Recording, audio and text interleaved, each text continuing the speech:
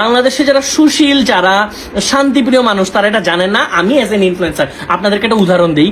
আমাদের ইনফ্লুয়েন্সার, আমার বলতে কথাটা মানে লজ্জা লাগছে যে আমাদের প্রমিনেন্ট দুইজন ইনফ্লুয়েন্সার যাদের নাম আপনারা চিনবেন, তাদের থেকে দুইজন কিন্তু বিট্রে করছে অনেকটা আমাদের সাথে। আমি জানি না তারা কি বিপদে পড়ে করছে না কি চেতনা বলে, আমার জানার দরকার নেই। দেশের সাথে বিট্রে করছে, তারা করছে কি দেখেন, আমাকে এখানে একটা চাপে ফেলতে চাইছিল, শুধু আমি না, আমার অনেকে, আমি জাস্ট আমাকে উদাহরণটা দিচ্ছি।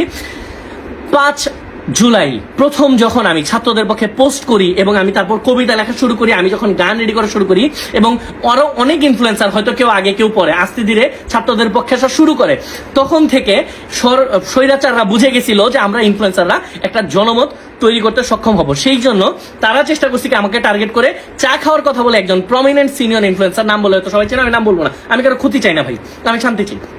একজন প্রমিনেন্ট সিনিয়র ইনফ্লুয়েন্সার আমাকে চা খাওয়ার কথা বলে বাসার নিচে নামাইছে। আমি যাওয়ার পর দেখি উনি একা না, উনার সাথে একটা মাইক্রো আইন শৃঙ্খলা বাহিনীর লোকজন, এবং উনি বাসায় নিয়ে আমাকে এমন ভাবে কথা বলছে, উনি আমাকে বোঝানোর চেষ্টা করছে তাদের সাথে আর্মস আছে। এবং এখানে একটা এজেন্সি লোক ছিল যারা সরাসরি পিএম কে, মানে তৎক্ষণাৎ স্বৈরাচার শাসকের যে প্রধানমন্ত্রী ছিল, তাদেরকে রিপোর্ট করে। আমি বোঝানোর চেষ্টা করছি, একটু বুঝেন, ভালোভাবে চিন্তা করেন। পেইড ক্যাম্পেটা ছিল এরকম, এমন কিছু কথা আমাদের মুখ দিয়ে বলাতে চেয়েছিল যেন আমরা এই যে বিভিন্ন জায়গায় হামলাগুলো হচ্ছে, আমরা যেন বলি যেগুলো বিএনপি করতেছে, এগুলো জামাত করতেছে, শিবির করতেছে, বলে জনগণের মধ্যে একটা দলকে আমরা ভাগ করে দিই এবং ছাত্রদেরকে যেন বাসায় যেতে বলি, ঘরে ফিরে যেতে বলি, ছাত্রদের প্রতি যে অবিচার হচ্ছে সেইটা না বলে যেন ছাত্রদেরকে ঘরে যেতে বলি। এইটার মাধ্যমে তারা চাইছিল বাংলাদেশের সাথে যেন আমরা বিট্রে করি। এবং শুধু আমি একা না, আমাকে 5 জনের লিস্ট চাইছিল যে এই 5 জনকে তাশরিফ তুমি ম্যানেজ করো।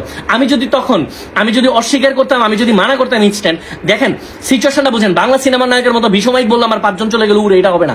আমাকে যদি তখন আমি অস্বীকার করতাম, আমাকে নিয়ে যায় মাইক্রো দিয়ে নিয়ে যায়, যদি অফিসের মধ্যে বসায় রেখে আমার কাছ থেকে ফোন নিয়ে আমার পেজের অ্যাক্সেস নিয়ে ভিডিও আপলোড করতো, আপনারা কিন্তু বুঝতেন না, ভুল বুঝতেন। এবং এই সরকার চাচ্ছে যেভাবেই হোক, মানে উৎখাত রাগ পর্যন্ত চাইছে আমাদেরকে বিতর্কিত যেভাবেই হোক করে দেওয়ার জন্য।